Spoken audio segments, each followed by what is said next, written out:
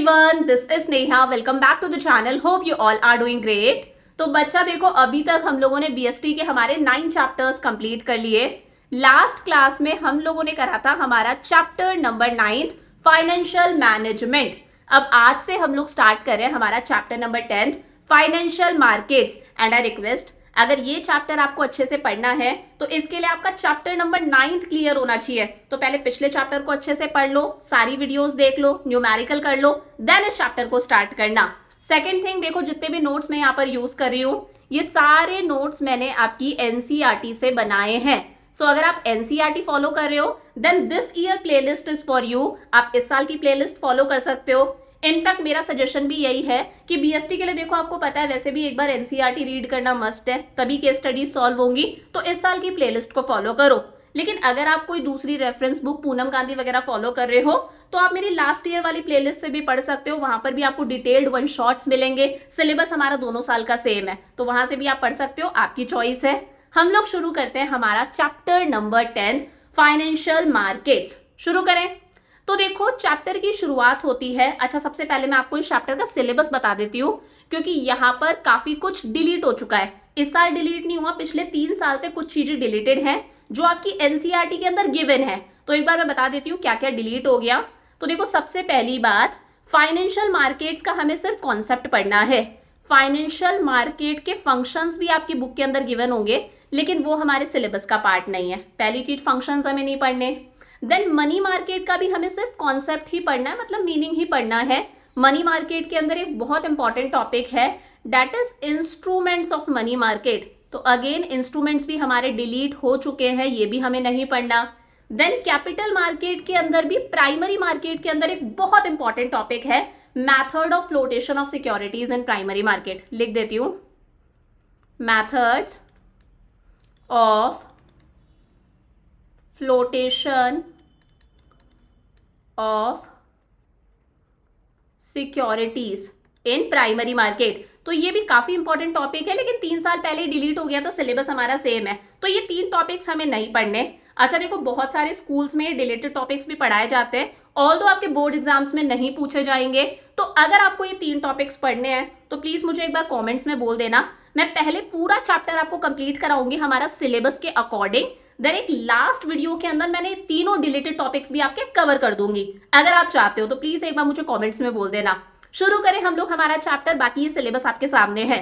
तो देखो, सबसे पहले हम एक बेसिक इंट्रोडक्शन देखते हैं. देखो, हमें पता है कोई भी बिजनेस हो, कैसा भी बिजनेस हो, छोटा बिजनेस, बड़ा बिजनेस, हर बिजनेस को फाइनेंस की रिक्वायरमेंट होती है, यानी कि पैसों की रिक्वायरमेंट होती है. और पिछले चैप्टर में हम लोगों ने पढ़ा था बिजनेस को जिस पैसों की रिक्वायरमेंट होती है, फाइनेंस की रिक्वायरमेंट होती है, उसे हम 2 कैटेगरीज में डिवाइड करते हैं. एक होती है वर्किंग कैपिटल रिक्वायरमेंट्स, दूसरी होती है फिक्स्ड कैपिटल रिक्वायरमेंट.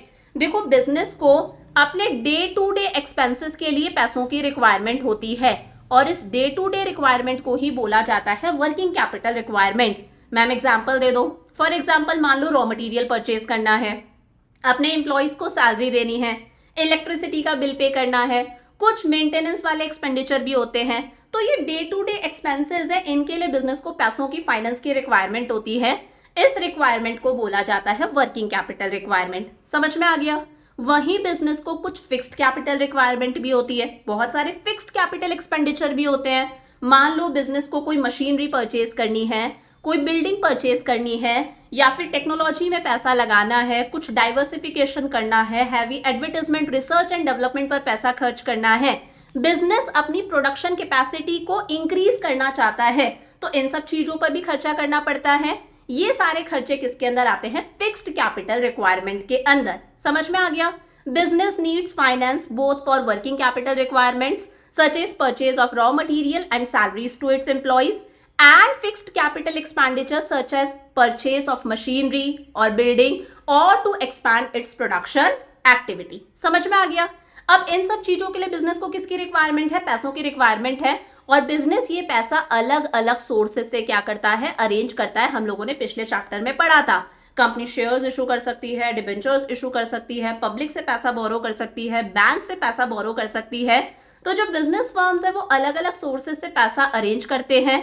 किसके थ्रू? फाइनेंशियल मार्केट्स के थ्रू.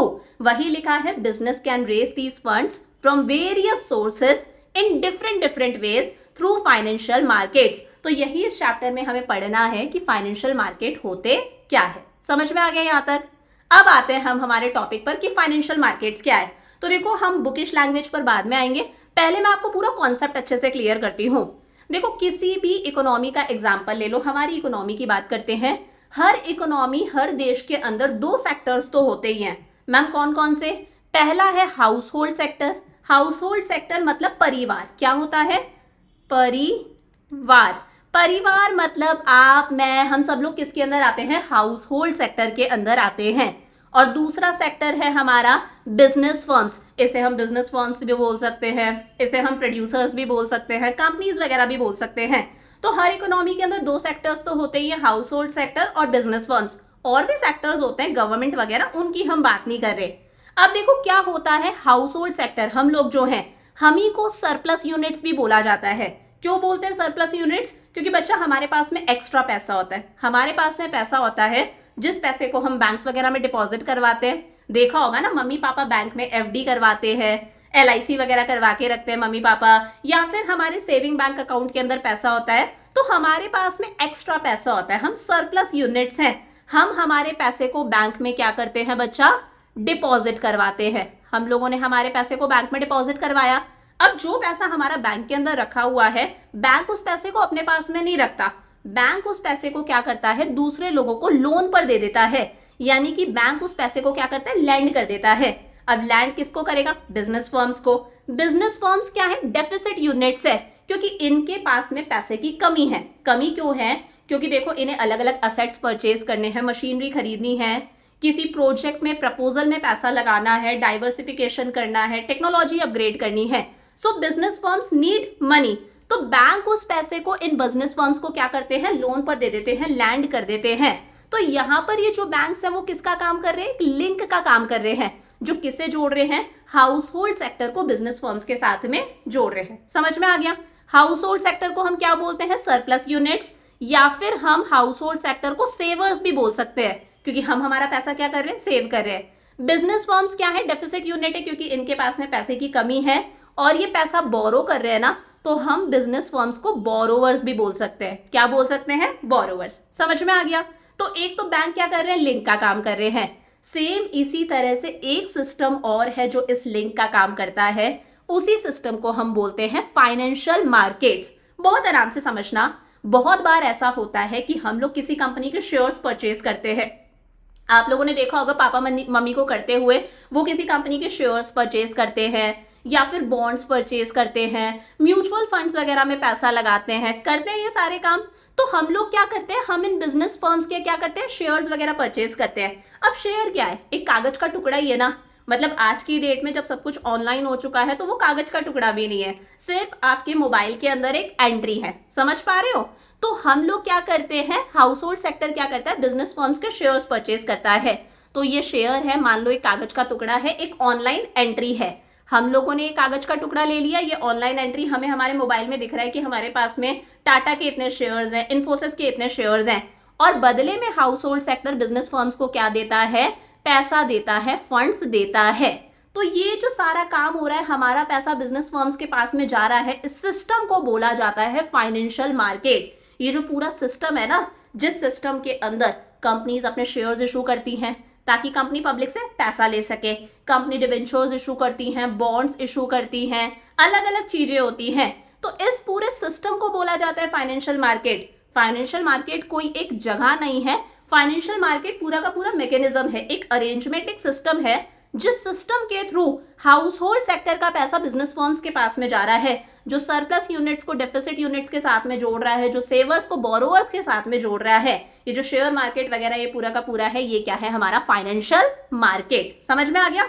तो एक लिंक का काम तो बैंक्स कर रहे हैं और दूसरे लिंक का काम कौन कर रहा है? फाइनेंशियल मार्केट, एक पूरा का पूरा अरेंजमेंट जिसके थ्रू हाउस होल्ड सेक्टर का पैसा किसके पास में जा रहा है? बिजनेस फर्म्स के पास में। समझ में आ गया? अब देखो हमारी बुक में क्या लिखा हुआ है। Financial market is a link between the सेवर्स and the borrowers. ये जो फाइनेंशियल मार्केट है, ये एक लिंक का काम करता है। किसके बीच का लिंक है? ये सेवर्स यानी कि जो हाउस होल्ड सेक्टर्स हैं, उन्हें किसके साथ में जोड़ रहा है? बोरोवर्स यानी कि बिजनेस फर्म्स के साथ में जोड़ रहा है। This market transfers the money और capital from those who have surplus money to those who are in need of investment. ये मार्केट क्या कर रहा है, इस मार्केट के थ्रू पैसा हाउस होल्ड सेक्टर से बिजनेस फर्म्स के पास में जा रहा है। मतलब सरप्लस यूनिट्स, जिनके पास में ज्यादा पैसा है, उनसे पैसा किसके पास में जा रहा है, डेफिसिट यूनिट्स, यानी कि वो लोग जिन्हें पैसों की रिक्वायरमेंट है ताकि वो उस पैसे को किसी जगह पर इन्वेस्ट कर सके। सेवर्स हाउस होल्ड सेक्टर को हम क्या बोलते हैं, सरप्लस यूनिट्स। बिजनेस फर्म्स को हम लोग क्या बोलते हैं, डेफिसिट यूनिट्स। समझ में आ गया। So financial market acts as a link between savers and deficit units या फिर सरप्लस एंड डेफिसिट यूनिट्स। और ये बोरोवर्स को किससे मिलाता है, लैंडर से मिलाता है।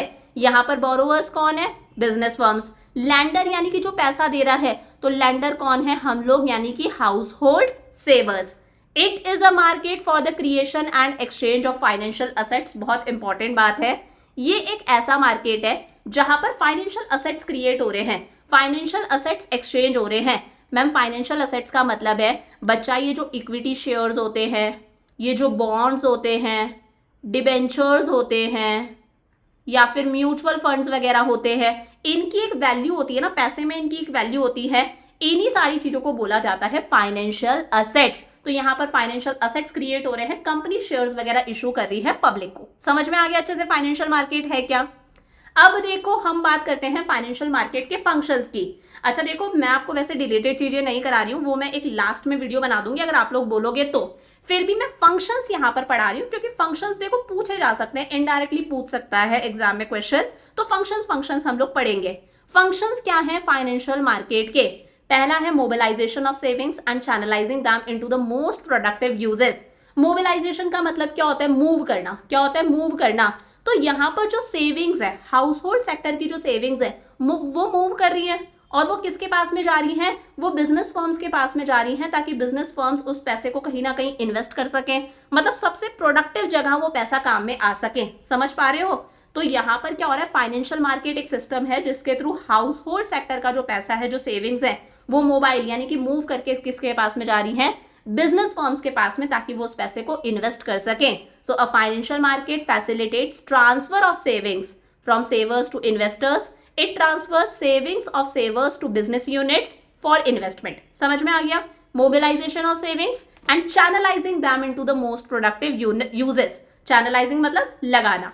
सेकेंड है फैसिलिटेटिंग प्राइस डिस्कवरी। यहाँ पर हमारी जो सिक्योरिटीज है, जो फाइनेंशियल असेट्स है, जैसे शेयर्स है, बॉन्ड्स है, डिबेंचर्स है, इक्विटी शेयर्स, प्रेफरेंस शेयर्स, इन सब की प्राइस भी डिसाइड होती है।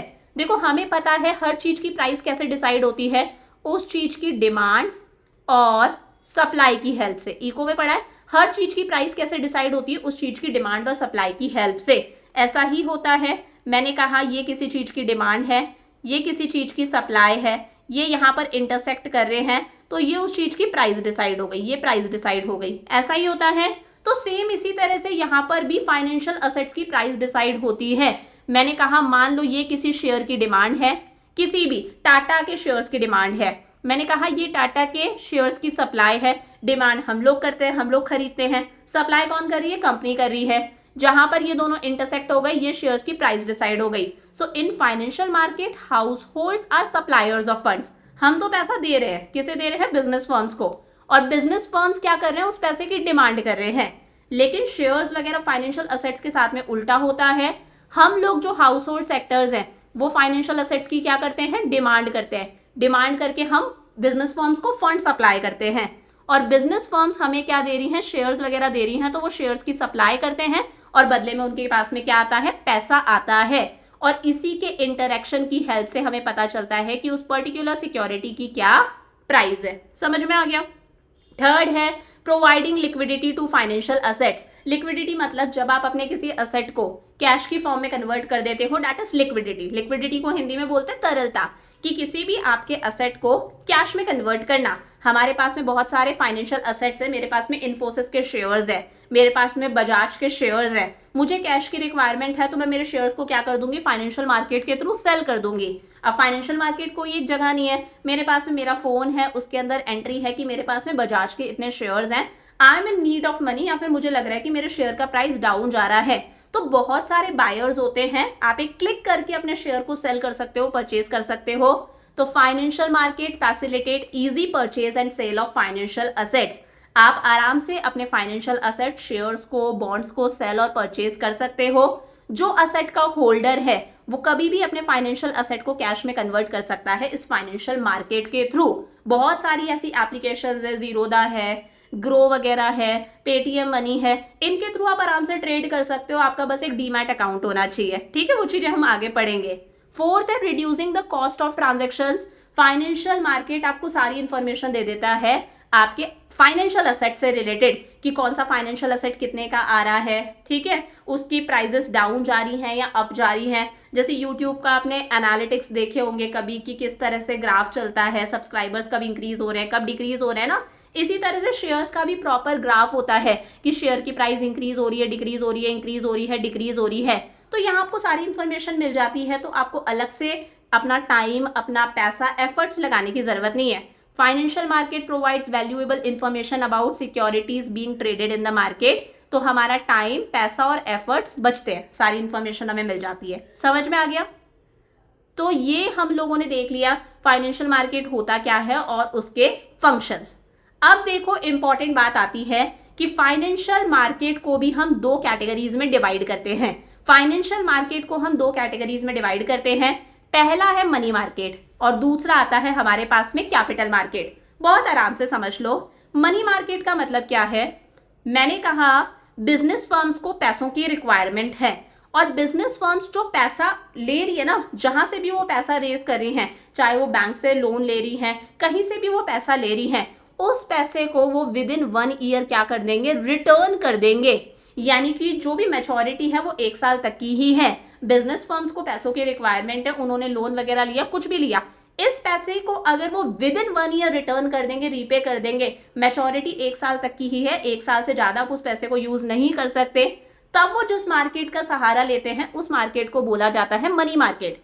मतलब मनी मार्केट के थ्रू जो बिजनेस फर्म्स हैं वो शॉर्ट पीरियड के लिए फंड्स रेज कर सकते हैं, छोटे पीरियड के लिए फंड्स रेज कर सकते हैं। फॉर एग्जांपल 1 ईयर से ज्यादा के लिए आप फंड्स रेज नहीं कर सकते। 1 ईयर के अंदर अंदर you have to repay that amount. समझ में आ गया? लेकिन अगर बिजनेस फर्म्स को मीडियम या फिर लॉन्ग पीरियड के लिए फंड्स की रिक्वायरमेंट है, 1 साल से ज्यादा के लिए फंड्स की रिक्वायरमेंट है कि आप जो पैसा मार्केट से रेज कर रहे हो, उठा रहे हो, शेयर्स वगैरह इशू करके, चाहे बैंक से लोन वगैरह लेकर, उस पैसे को रीपे करने में आपको 2 साल भी लग सकते हैं, 10 साल भी लग सकते हैं, 20 साल भी लग सकते हैं। आप मीडियम से लॉन्ग टर्म तक के लिए फंड्स रेज कर रहे हो, पैसे को रिटर्न करने में आपको 1 साल से ज्यादा लग सकता है, तो आप जिस मार्केट का सहारा लेते हो उस मार्केट को बोला जाता है कैपिटल मार्केट। मतलब मनी मार्केट ऐसा मार्केट है जहां से शॉर्ट टर्म फंड्स रेज करे जाते हैं, जिस पैसे को बिजनेस फर्म्स 1 साल के अंदर अंदर रिटर्न कर देंगी। कैपिटल मार्केट वो मार्केट है जहां से मीडियम और लॉन्ग टर्म फंड्स रेज करे जाते हैं, मतलब जिस पैसे को रीपे करने में बिजनेस फर्म्स को 1 साल से ज्यादा लग सकता है। समझ में आ गया? तो दो तरह के फाइनेंशियल मार्केट्स हैं, मनी मार्केट और कैपिटल मार्केट। मनी मार्केट की कोई सब कैटेगरी नहीं है, इसका कोई आगे क्लासिफिकेशन नहीं है। मनी मार्केट मतलब सिंपल सा मार्केट फॉर शॉर्ट टर्म के लिए मार्केट है कि पैसे को business firms with in 1 year return कर देंगे। लेकिन कैपिटल मार्केट को हम अलग से और 2 कैटेगरीज में डिवाइड करते हैं। पहला है प्राइमरी मार्केट और दूसरा है सेकेंडरी मार्केट। तो ये नीचे वाले तो हम कल की क्लास में डिस्कस करेंगे, अभी हमें सिर्फ मनी मार्केट और कैपिटल मार्केट पढ़ना है। क्या बताया मैंने? शॉर्ट टर्म के लिए फंड्स की रिक्वायरमेंट है, कौन से मार्केट का सहारा लिया जाएगा? Money market. लॉन्ग टर्म के लिए फंड्स की रिक्वायरमेंट है, कौन से मार्केट का सहारा लेंगे? कैपिटल मार्केट का। मनी मार्केट की कोई सब कैटेगरी नहीं है। कैपिटल मार्केट को हम अलग से 2 कैटेगरीज में डिवाइड करते हैं, primary market and secondary market. चमका अच्छे से? अब देखो हम बात करते हैं मनी मार्केट, हमारा पहला वाला। Money market is a market for short term funds which deals in monetary assets whose period of maturity is up to 1 year। Money market एक ऐसा मार्केट है जहां से बिजनेस फर्म्स शॉर्ट पीरियड के लिए फंड्स रेज करती हैं, short term के लिए फंड्स रेज करती हैं कि आपने पैसा अरेंज कर लिया बिजनेस फर्म्स ने, पैसा हमसे भी वो ले सकती हैं, पैसा बैंक से भी ले सकती हैं, कहीं से भी ले सकती हैं, और वो इस पैसे को रिटर्न करेंगे विद इन 1 ईयर। मैच्योरिटी का जो पीरियड है वो 1 साल तक का ही है। बेसिकली बिजनेस फर्म्स अपनी वर्किंग कैपिटल रिक्वायरमेंट के लिए मनी मार्केट से पैसा रेज करती हैं। वर्किंग कैपिटल रिक्वायरमेंट मतलब अपने डे टू डे एक्सपेंसेस को बियर करने के लिए, डे टू डे एक्सपेंसेस को चलाने के लिए बिजनेस फर्म्स जब पैसा रेस करती हैं तो वो कौन से मार्केट से रेस करती हैं? मनी मार्केट से। मतलब वर्किंग कैपिटल रिक्वायरमेंट के लिए अगर पैसों की जरूरत है तो वो कहाँ से अरेंज करा जाएगा? मनी मार्केट से। अगर आपको फिक्स्ड असेट्स खरीदने हैं तो आपको लाखों करोड़ों रुपए चाहिए, लाखों करोड़ों रुपए तो आप एक साल के अंदर अंदर रिटर्न नहीं कर सकते ना। इन दैट केस आप कौन से मार्केट का सहारा लोगे? कैपिटल मार्केट का। सो इट डील्स विद दो securities which gets redeemed within 1 year period. Redeemed मतलब रीपे करना। यहाँ पर वो सिक्योरिटीज आती हैं जिन्हें बिजनेस फर्म्स एक साल के अंदर अंदर क्या कर देती हैं? रिडीम कर देती हैं, यानी कि पैसा वापस दे दिया जाएगा। क्या क्या फीचर्स हैं? तो देखो एनसीईआरटी के अंदर फीचर्स अलग से गिवन नहीं है, लेकिन रेफरेंस बुक्स में अलग से गिवन है, प्लस एनसीईआरटी के अंदर जो पैराग्राफ गिवन है ना उसी में फीचर्स भी आ जाते हैं। तो सारे फीचर्स हम ले रहे हैं। It is a market for short term period. Short term period के लिए मार्केट है generally 1 year. It is a market where low risk, unsecured and short term debt instruments are traded. ये इंपॉर्टेंट बात है जो रेफरेंस बुक्स में given नहीं है। ये एक ऐसा मार्केट है जहां पर लो रिस्क सिक्योरिटीज इशू करी जाती हैं। इसका मतलब देखो, अगर बिजनेस फर्म्स मान लो बैंक से लोन ले रही हैं तो वो विद इन ईयर उस लोन के अमाउंट को क्या कर देंगी? रीपे कर देंगी। तो रिस्क अपने आप कम है।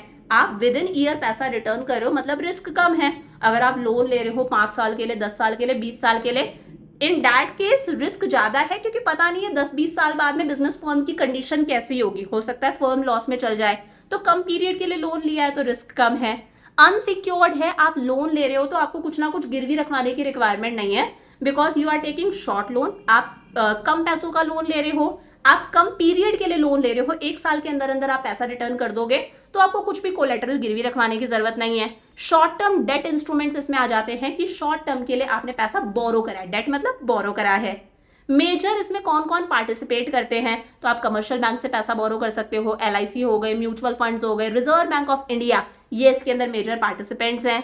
इसके इंस्ट्रूमेंट्स कौन कौन से हैं? इंस्ट्रूमेंट्स का मतलब बता देती हूँ पहले मैं एक बार। देखो, जब हम कैपिटल मार्केट की बात करते हैं कि लॉन्ग टर्म के लिए फर्म को पैसों की रिक्वायरमेंट है, तो फर्म क्या करती है? फर्म इक्विटी शेयर्स इशू कर देती है। शेयर्स इशू कर दिए, इक्विटी शेयर्स, फिर इक्विटी शेयर होल्डर से पैसा आ जाता है और वो पैसा रिटर्न करने में बहुत टाइम लग सकता है। लॉन्ग पीरियड के लिए आप पैसा ले रहे हो, फर्म जो है वो प्रेफरेंस शेयर्स इशू कर सकती है, फर्म जो है वो डिबेंचर्स वगैरह इशू कर सकती है। तो ये जो है ये क्या है? फर्म जो है वो बॉन्ड्स भी इशू कर सकती है।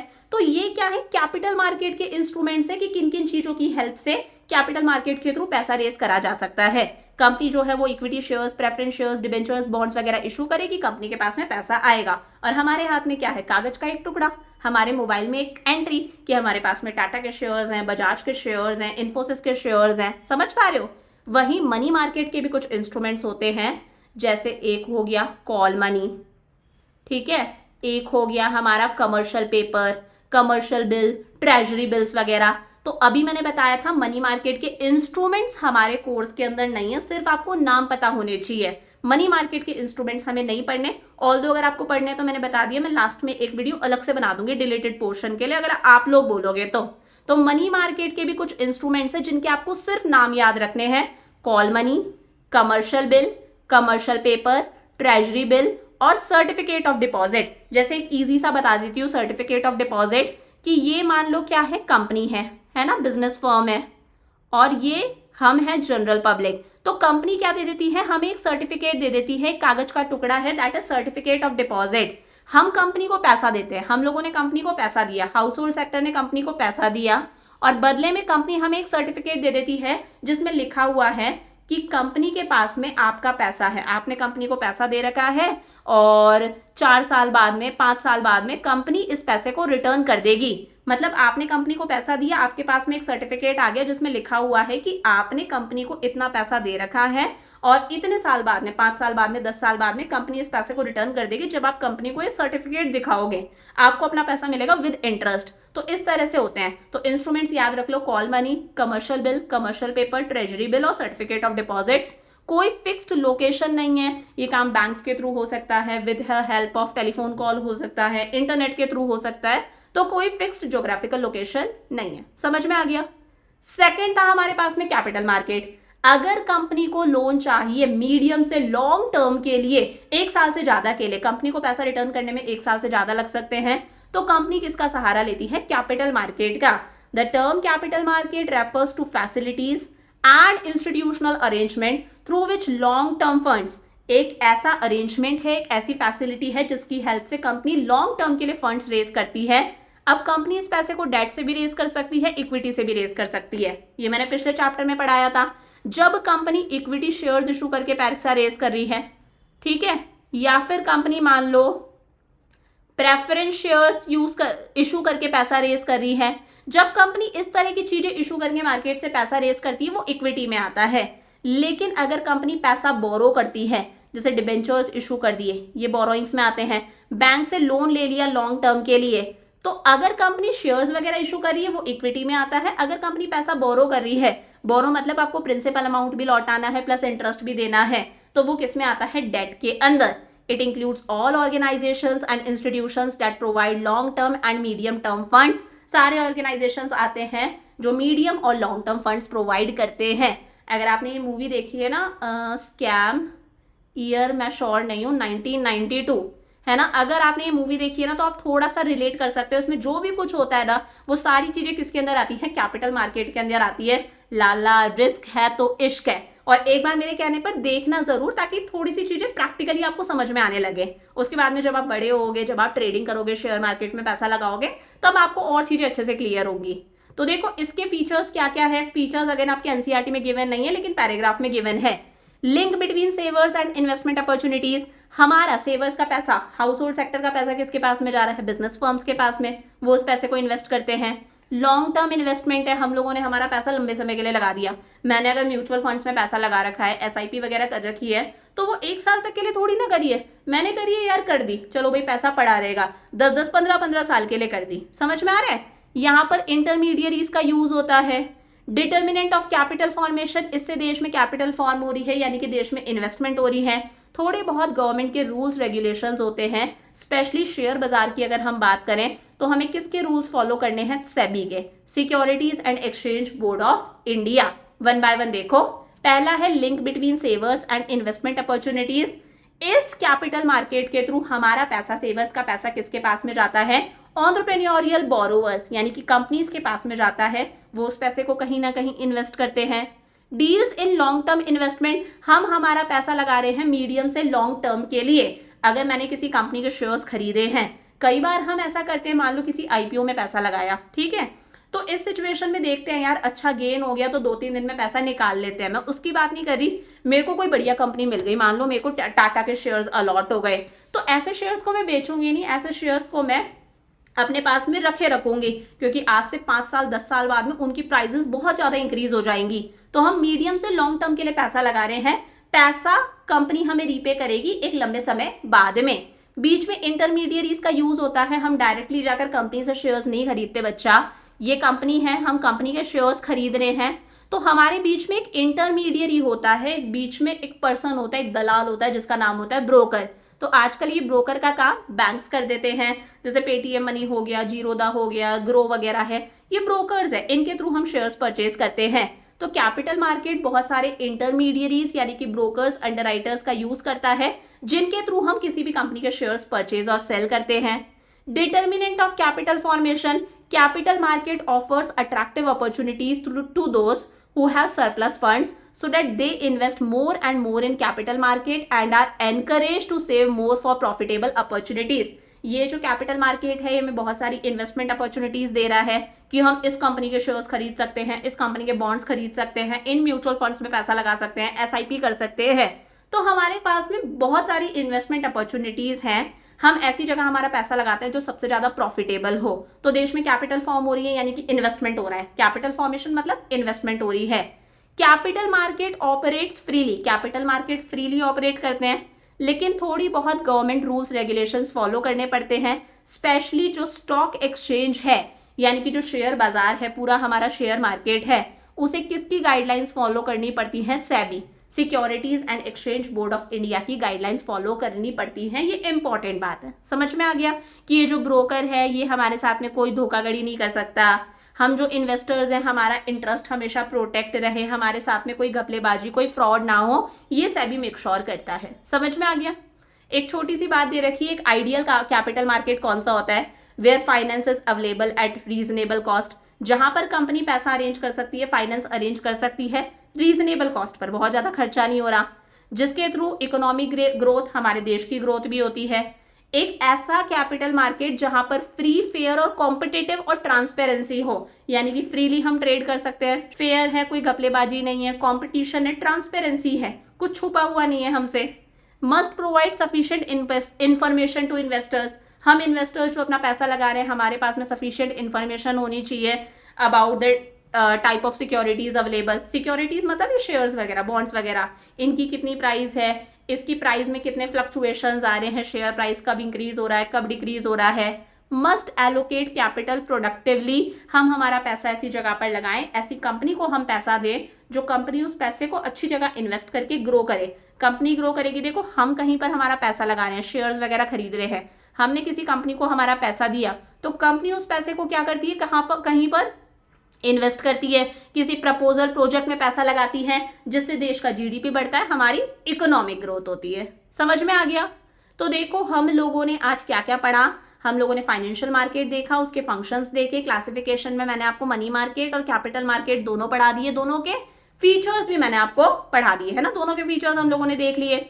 तो हम लोगों ने क्या क्या देख लिया, फाइनेंशियल मार्केट की दोनों कैटेगरीज डिस्कस कर ली, मनी मार्केट और कैपिटल मार्केट। अब कल की क्लास में हमें क्या पढ़ना है वो बता रही हूँ। कैपिटल मार्केट को भी हम फर्दर दो कैटेगरीज में डिवाइड करते हैं, प्राइमरी और सेकेंडरी मार्केट, तो कल हमें ये पढ़ना है। साथ में कल हम दो डिफरेंसेस पढ़ेंगे, बहुत इंपॉर्टेंट डिफरेंसेस, मनी मार्केट और कैपिटल मार्केट में क्या डिफरेंस है, प्लस प्राइमरी मार्केट और सेकेंडरी मार्केट में क्या डिफरेंस है। तो यहाँ तक का अच्छे से पढ़कर रखना। I will see you tomorrow, lots of love, bye bye.